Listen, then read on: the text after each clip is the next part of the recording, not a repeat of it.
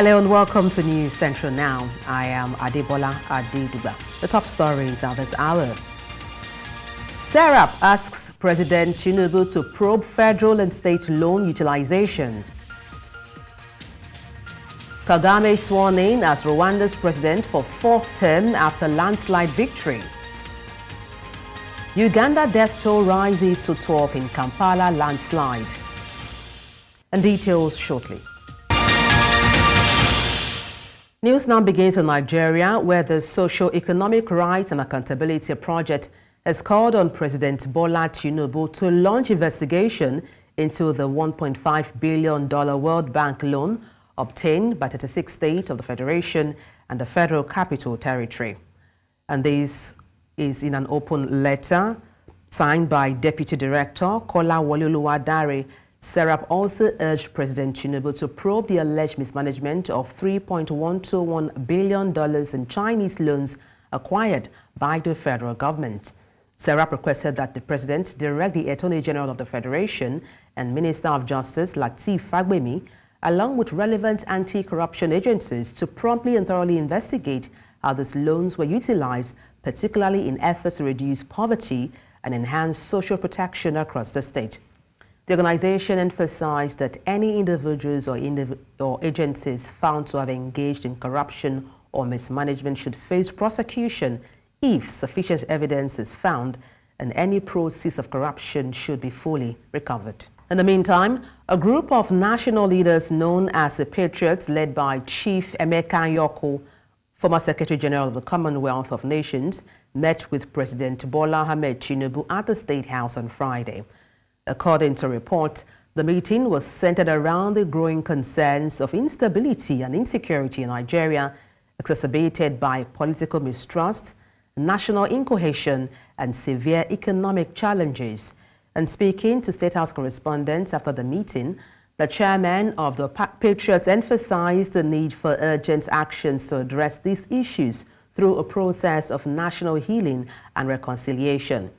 In light of the just concluded 10 days nationwide hunger protest, the delegation urged the president to direct his government to engage in dialogue with protest leaders to understand their demands and work towards a resolution.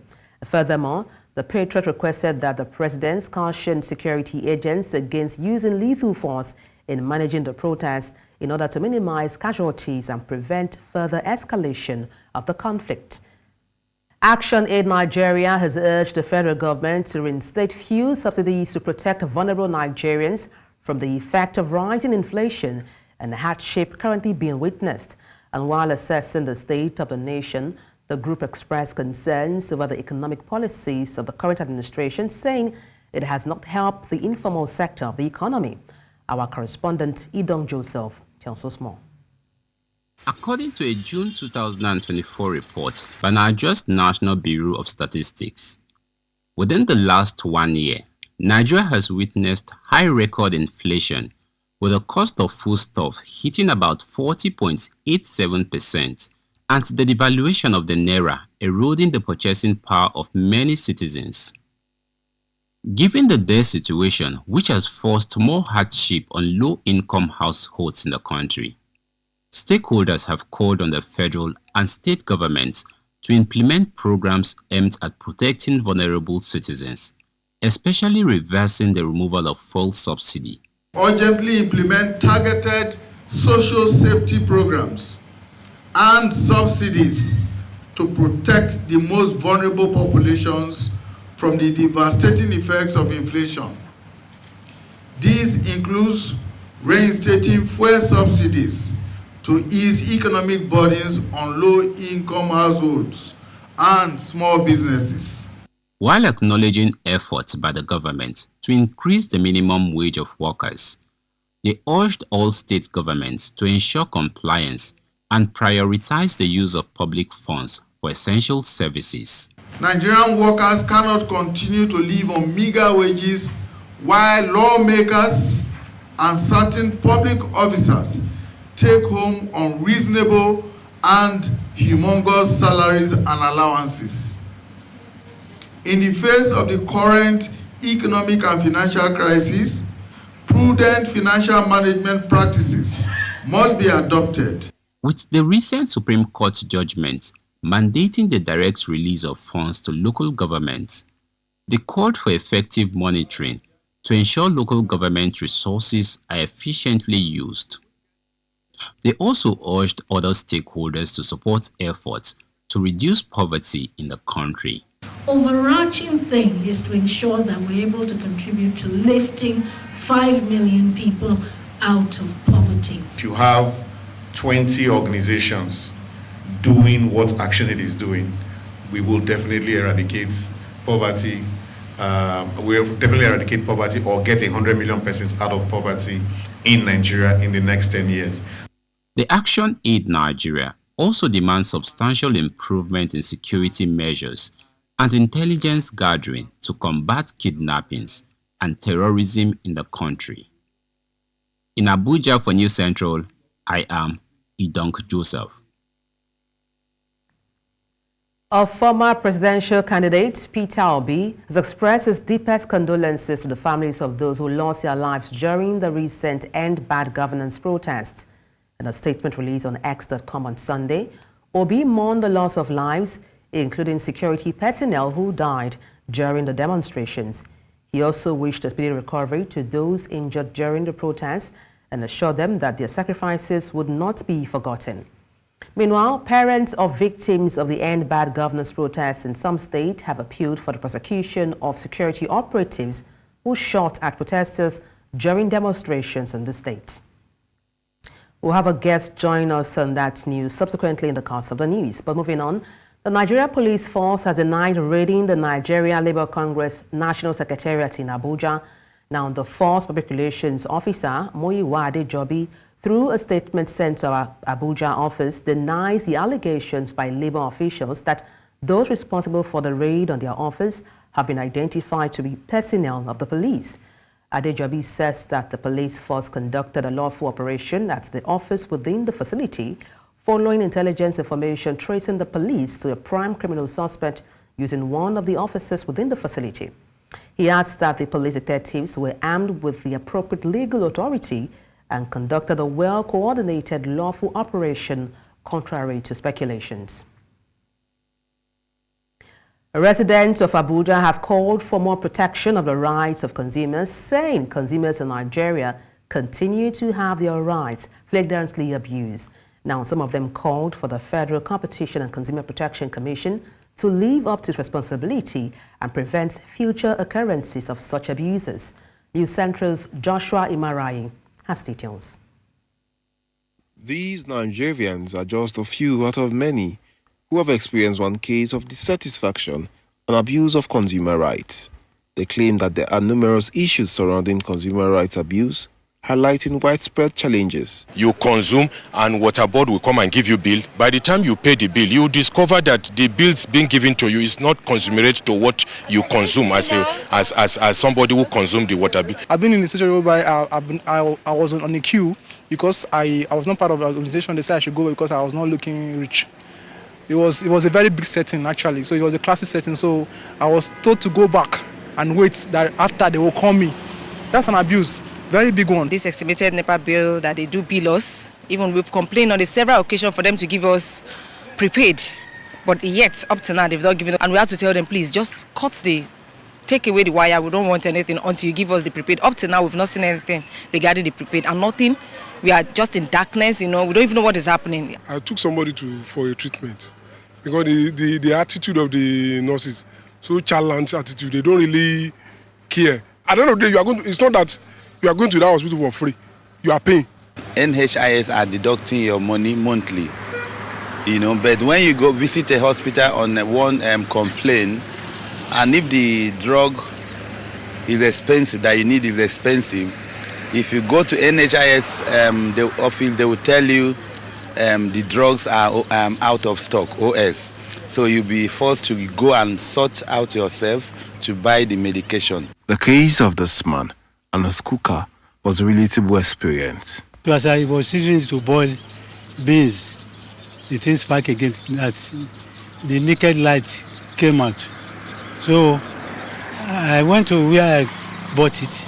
Getting there now, they refused to collect. They say, okay, I should go and repair it. Despite facing numerous challenges, these individuals are resilient in their hope that the Federal Competition and Consumer Protection Commission will step up its efforts to protect and promote consumer rights in Nigeria.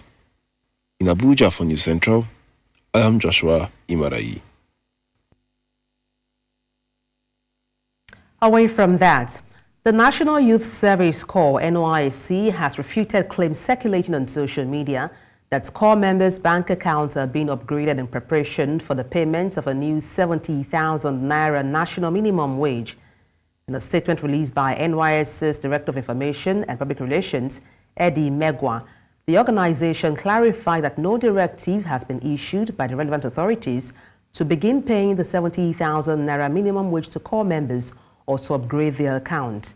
Megwa described the report as misleading and entirely false, urging corps members to be cautious and not fall prey to those attempting to deceive and misinform the public. Nigerian investigative journalist David Hundeyin has accused an international non-governmental organization, Dialogue Earth, of offering him 800,000 naira bribe to smear the world's largest single-train refinery, Dangote Refinery. The lengthy post on his X account on Saturday, August 10th, 2024, Hundeyin detailed how the NGO reached out to him sometime last week with a brief that required him to write a negative review about Dangote Refinery using climate change and environmental concerns as justifications. According to the controversial roundsman, Dialogue Earth, formerly known as China Dialogue Trust, is based in London, United Kingdom, and headed by an Oxford professor, Sam Gill.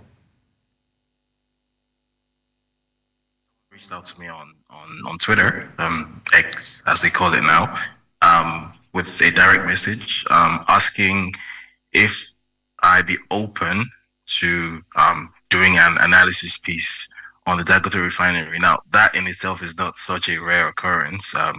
It's fairly common for actors within several media and NGO spaces to reach out to me asking if I'm open to, or if I'm available for a commission piece. It's quite a common thing.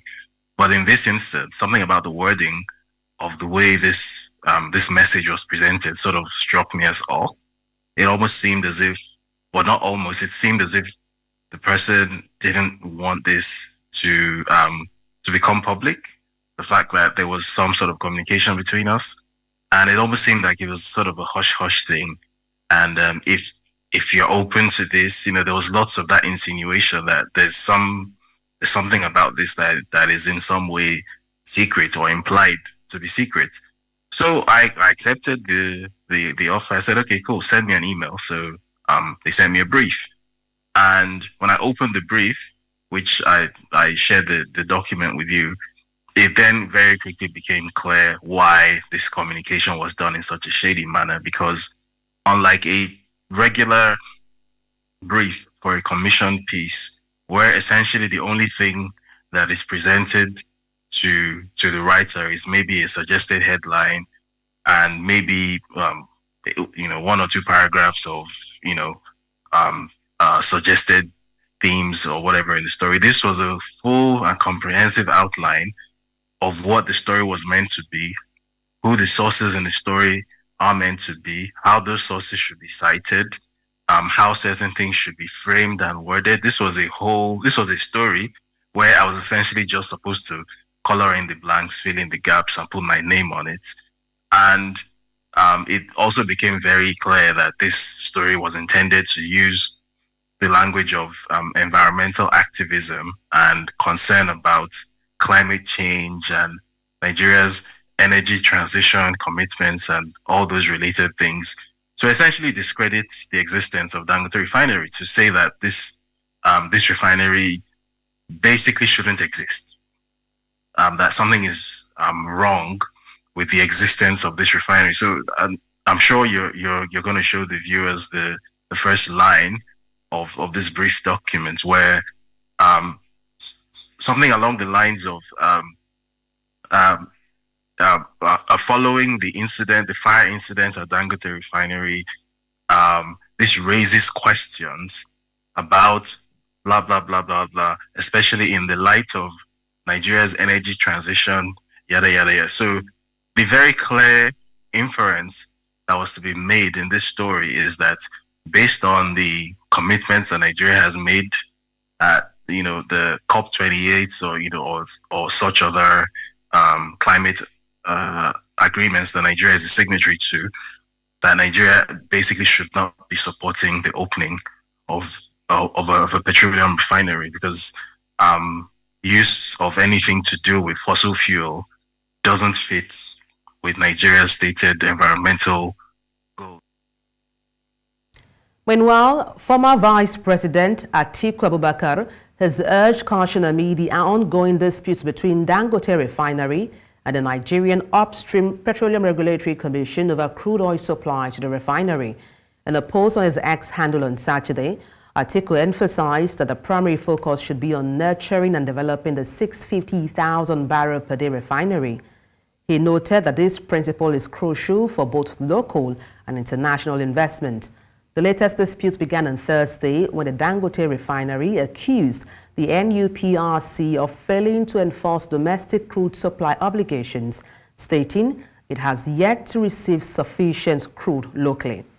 In response, the NUPRC refuted the claim on Friday, asserting that it facilitated the supply of over 29 million barrels of crude oil to Dangote refinery between January and June 2024. However, the Dangote refinery quickly countered, stating it had not received any such amount of crude.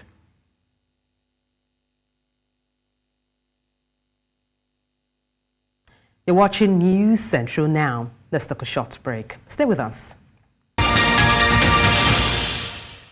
Thank you for staying tuned. Recall earlier we brought you news of a former presidential candidate, Peter Obi, expressing condolences to those who died or sustained injuries in the 10 days End Bad Governance protest, and also calling for probe of security operatives who shot at demonstrators. And to unpack this, I'm joined by Samuel Olukade, who is a legal practitioner. Good evening. Glad to have you join me on the news. Good evening. All right. Let me kick off by asking what your impression is on the use of lethal weapons for protests. The use of weapons under any guise does not have a place in protest, in any form of protest in the 21st century, provided the protest is said to be peaceful. I mean, weapons should not have weapons under any guise should not have a place. So, I mean, looking forward now, in hindsight, how could such events be prevented? We had a case in Kaduna State where a 16-year-old, boy, was shot. Stray bullet hit him and then he died. Also in Katsina, we've seen, a report of someone who sustained severe injury. So, moving forward, how can these be prevented by the security operatives? The problem, in my own opinion, is multifaceted. Multifaceted in the sense that there is the leadership problem, the leadership of the country, and then the leadership of our security forces on the one hand. Then there is also the problem within the rank and file of the security forces themselves, and there is also the problem of accountability. I will take it one after the other. There is the leadership problem. Everybody knows that the security operatives take orders from the government of the day. So in my own area, we had instances where protesters were arrested. Indiscriminate force were used on protesters, and we had reasons to engage the security operatives, and they told us that their hands were tied because the order to arrest and violate the rights of these protesters came from above. That is on the one hand. There is also the problem of the leadership of the security operatives, the rank and file of the security operatives, in the sense that first, the rank and file of the security operatives are Nigerians before they are security operatives. So one would expect that as reasonable Nigerians, they are expected to identify with the masses once these protests begin. And in the spirit of being reasonable, I would expect that even if the authorities or their bosses expect them to use unreasonable force on protesters, they are expected to restrain themselves from the use of this force. Of course, we've had good reports of security operatives like the ones in Edo State that had reasons to even distribute water to the protesters in a bid to show that they were with them. Those are good reports. Okay, but Mr. well, we Olukade, know that the situation. Yes, ma'am. You've touched on quite interesting points there. You've talked about leadership. You also highlighted accountability. I mean, you are a legal practitioner. Let me dwell a lot more on accountability. We have seen different calls for investigations being carried out as we speak regarding the death of about 17 people who died in the course of the protest. Now, there's also been calls to probe security operatives on duty while this protest held. So when it comes to accountability, how can we ensure thorough investigation and also, if found culpable, holding those guilty accountable? First, accountability in this regard is two-pronged. Justice must be done to the victims and the families of the victim, and also to the society. Now, if you are talking of justice to the victim, we've had the instance of the man in Kaduna who was killed, and he was offered 300,000 naira as do I call it reparation or restitution by the Nigerian army. In my own opinion, that was more of an insult to the memory of the victim than true reparation. We all know that there is no amount of money that could have been offered that would bring back the dead to life. What I expected to see was a call for a punitive punishment for the people, both everybody who was responsible for that shameful outing in Kaduna that led to the loss of lives, the loss of that innocent life. If that would have sent a very strong message to other security operatives to let them know that they cannot just take the lives of innocent citizens and pay them hush money in a bid to escape responsibility for their actions. All right, thank you so much for your time on the news. Indeed, fingers crossed, we're hoping investigations are thoroughly conducted and those found culpable are brought to book. But thank you so much for your expertise on the news. Samuel Olukade, legal practitioner, many thanks indeed for your insight. In a significant development aimed at enhancing operational efficiency, the Nigerian Army has inaugurated a new theater training school and upgraded existing one at the Mai Malari military cantonment in Maiduguri. Major General YD Shuaib, Theater Commander, Northeast JTF Operation, Hadenkai, says the facilities are expected to play a crucial role in advancing the combat skills of troops. News Central's Umaru Kirawa throws more light. A graduation ceremony of these soldiers whose capabilities have been enhanced in response to evolving security challenges. To further bolster the morale of soldiers and future trainees, the Nigerian Army thought it wise to upgrade its training school and establish a new one. The commissioning of this new training school represents a major investment in the future of Northeast Joint Task Force operations, with the sole aim of returning normalcy to the Northeast Theater of Operation. It is a testament that Theater Command is committed to providing our personnel with the best possible training facilities in line with the strategic guidance of the Chief of Army Staff. Let me at this point express my profound appreciation and gratitude to the Chief of Army Staff who made this project possible. The new school will provide enhanced training in counterinsurgency operations, crucial for the ongoing fight against Boko Haram. And why I urge you to maintain the highest standards of professionalism and integrity in everything you do. Let us commit to upholding the values as we strive for excellence and integrity in our training, in our service, and in our lives. The challenges we face in our training are not obstacles, but stepping stones for greater proficiency and preparedness. The renovated facility now features a conducive learning environment and resources designed to better prepare soldiers for the complexities of modern warfare. We did the trainers course, whereby some of these troops that were trained this morning will go back to their various units and formations to continue training others, because constantly there's in-theater training in preparing the troops for what they are achieving. So I believe it will impact positively on their output in the field. The establishment of the new facility and the enhancement of the existing training center will not only improve the tactical and strategic skills of Army personnel, but provides a pathway for ending the age-old security concerns in the region. In Maiduguri for News Central, Umaru Kirawa. As the world advances technologically, particularly in agriculture, genetically modified organisms are becoming more common in our food supply. But some reports suggest that there are risks associated with GMO foods. In this report, News Central's Bettina Unweli looks at these dangers and how Nigeria can navigate the challenges they present.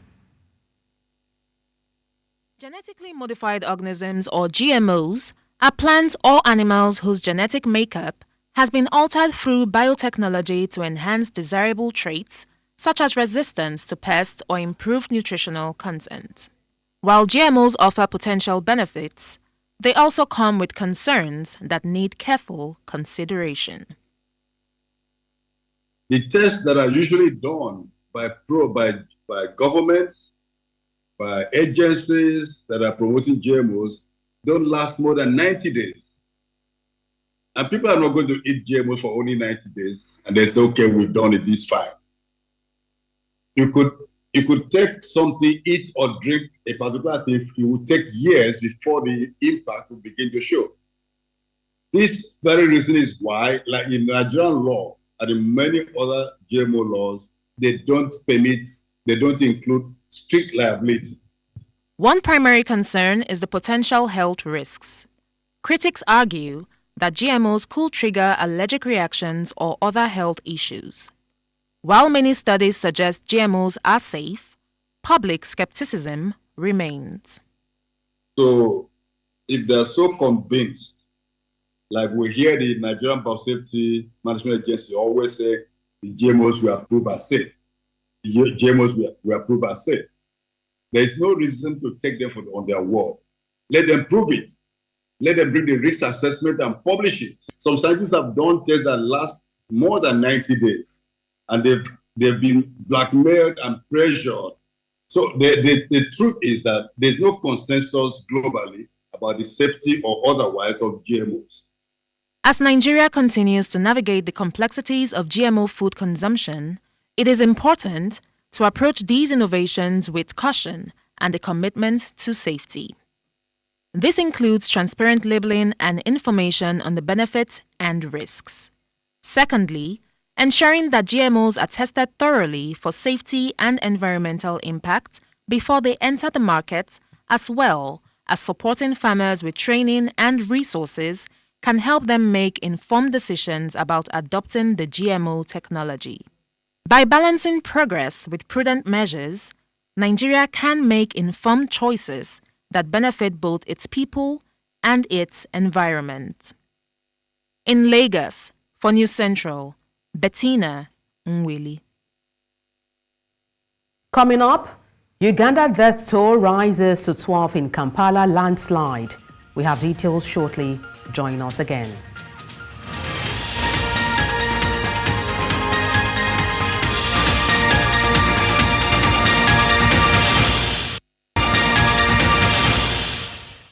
Thank you for staying with us.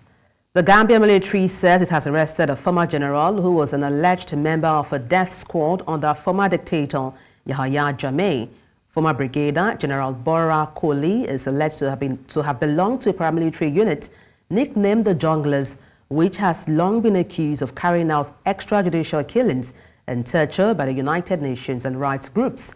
In a statement, the Gambia Armed Forces said Colley was arrested around midnight when he voluntarily surrendered himself to the GAF military police in Yondon Barracks near the capital in Banjul. Colley is currently detained and is cooperating with the military police in their investigations. Rwanda's President Paul Kagame has been sworn in for a fourth term after a landslide victory in last month's elections. The ceremony was attended by dozens of African heads of state and dignitaries at a packed stadium in Kigali. President Kagame took the oath of office, pledging to preserve peace and national sovereignty. He won the election with an overwhelming 99.18% of the votes, according to the National Electoral Commission. Rights activists have criticized the lack of democracy in the country, with only 2 candidates authorized to run against him. The Democratic Green Party leader, Frank Habineza, came in second with just 0.5% of the vote, while independent candidate Felipe Mpayimana received 0.3% of the vote. The death toll from a devastating garbage landslide in Kampala, Uganda, has risen to 12, according to police. The disaster occurred on Saturday at a massive landfill in Katizi, where heavy rainfall caused the collapse, engulfing homes, people, and livestock under mountains of rubbish. Rescue efforts are ongoing, with 14 people rescued alive so far. Several animals, including a dog, have also been saved. However, concerns are growing as approximately 1,000 people are estimated to have been displaced. The Kampala Capital City Authority had initially reported 8 deaths, including 2 children, but the latest update from police puts the death toll at 12.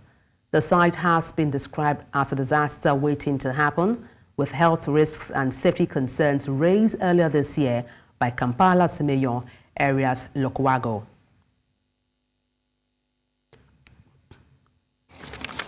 We retrieved the 14 dead bodies, and today we have so far retrieved 4, making a total of 18 bodies so far retrieved.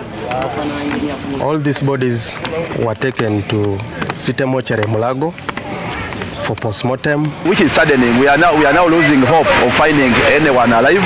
But again, we are still demanding that even the dead, their bodies must be retrieved and handed over to the rightful relatives. The rescue mission that started yesterday is still ongoing, and yesterday we had few earth moving equipment, but that has been doubled. The earth moving equipment are now many on the site, and all are working perfectly.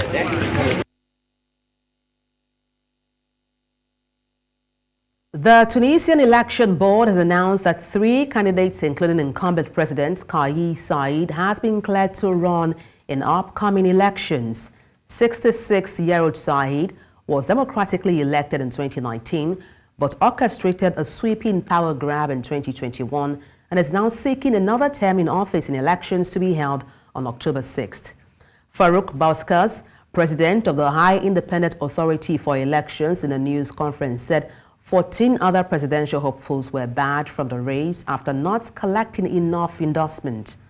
Ayachi Zamel, the leader of a little-known party, and former lawmaker Zawhi Mazoui are the other 2 candidates on the ballot in addition to Saied. المترشحين المقبولين أوليا للانتخابات الرئاسية لسنة 2024 وعدد التزكيات الشعبية أو النيابية الصحيحة المقدمة من طرفهم باعتماد الترتيب الزمني لإيداع الترشحات كالآتي: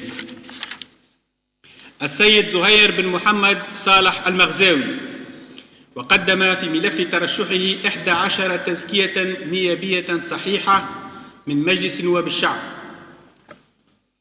السيد قيس بن المنصف سعيد، وقدم في ملف ترشحه 248,467 تزكية شعبية صحيحة موزعة على 135 دائرة انتخابية تحتوي على الأقل على 500 ناخب في كل دائرة منها، بالإضافة إلى 294 تزكية نيابية من أعضاء الغرفتين النيابيتين ومن رؤساء مجالس الجماعات المحلية المنتخبة.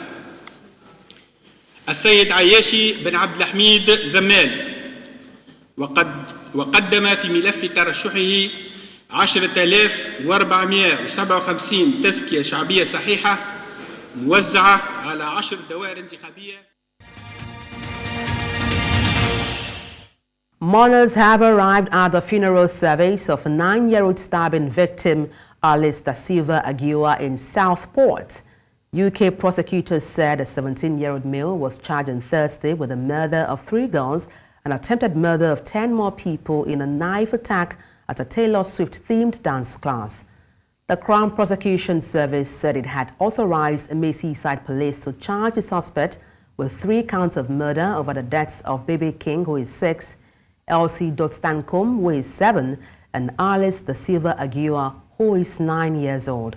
The suspect will appear in court in Liverpool in the northwest England on Thursday.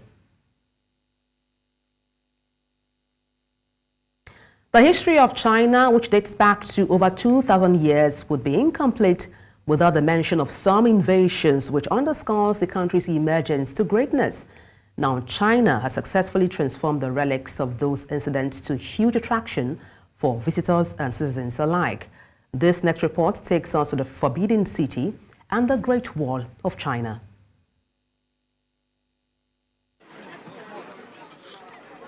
On a bright Friday morning in the month of August, thousands of visitors trooped down this path.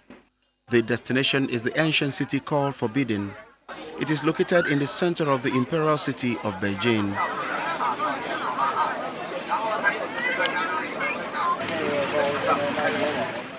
Students and other holiday makers determined to savor what makes this place revered for centuries. This city was built within 14 years, between 1406 and 1420. It sits on a 72-hectare space and is surrounded by a 9.9-meter wall. There are over 900 rooms here.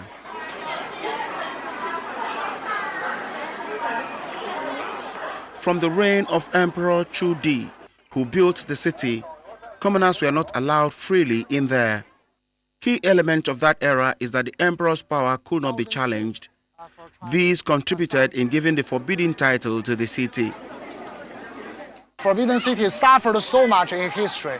Now, first time in 1860, Anglo and French Allied forces invaded China. They launched the Second Opium War. Forbidden City was burned by fire. Okay, almost all the treasures were robbed by them. So if you like to watch Chinese treasures, I recommend you go to British Museum. There are so much. Okay, Chinese vision. After some invasions in the 17th century, successive leadership in the country ensured the preservation of the city as a reminder for the future generations of where they are coming from. Getting information from officials here was difficult due to language barrier, but it was gathered that during holidays like the summer, the city receives hundreds of thousands of visitors daily, and even the light midday shower was not enough to deter them.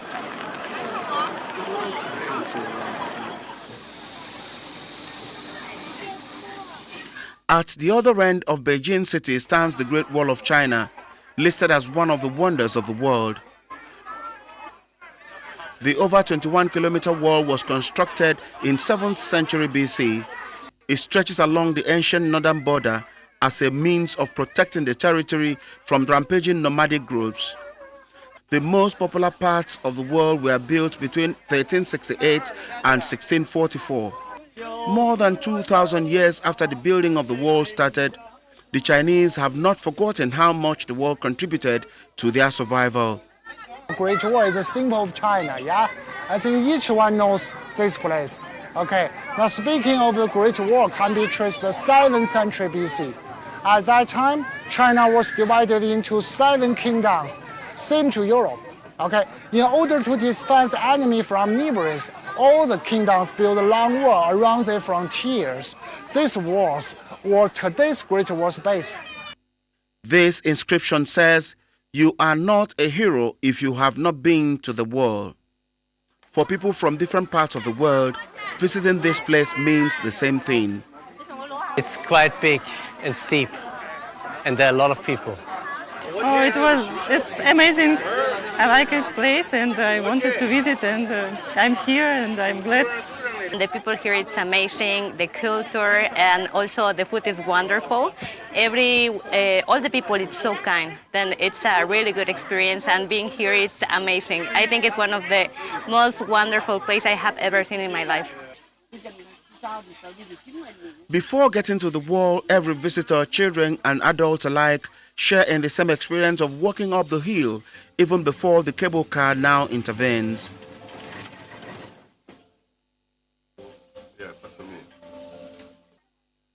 Mao Zedong is known as the father of modern China.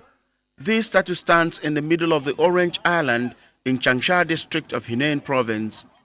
Built in 2 years between 2007 and 2009, the monument is 32 meters tall and 41 meters wide, signifying the number of years the man popularly referred to as Chairman Mao led the Chinese Communist Party.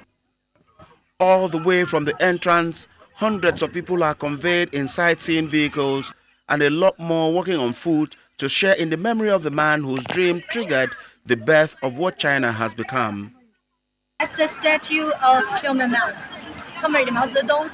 And this statue, it's made of maple stone. And that when he was 32 years old. So the way he's looking at is the eastern way. That's where the sun rises. Then also that's where his university located. It's also on that way. In almost every part of China, there is a preserved pointer to the country's journey towards the superpower it has become. A lesson for the present, which is that behind the glory and glamour of today are hard work and determination of yesterday.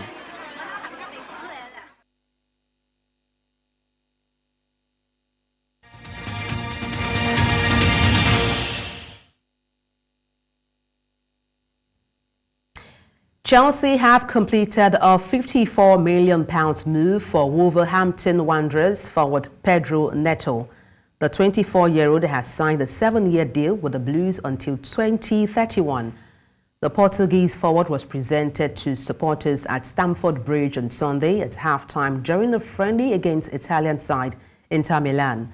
Chelsea struck a deal with Wolves on Friday after having 2 bids rejected. The Blues will pay an initial £51.3 million for Neto, with a further £2.6 million in add-ons. Neto, who joined Wolves from Lazio in 2019, scored 14 goals in 135 appearances in the West Midlands. The transfer is a record sale for Wolves, eclipsing the £47 million they received from Saudi Arabia's Al Hilal in 2023 for Ruben Neves. And that's all on the news. Let's take a look again at some of the major stories. Serap has asked President Tinubu to probe federal and state loan utilization. Kagame sworn in as Rwanda's president for 4th term after landslide victory. Finally, we told you Uganda death toll rose to 12 in Kampala landslide. Send your eyewitness report to the WhatsApp number on the screen and do follow us on social media. We are at News Central TV. You can watch us live on DSTV channel 422, Star Times channel 274, Avo TV and YouTube. Many thanks for watching. I am Adebola Adedugba.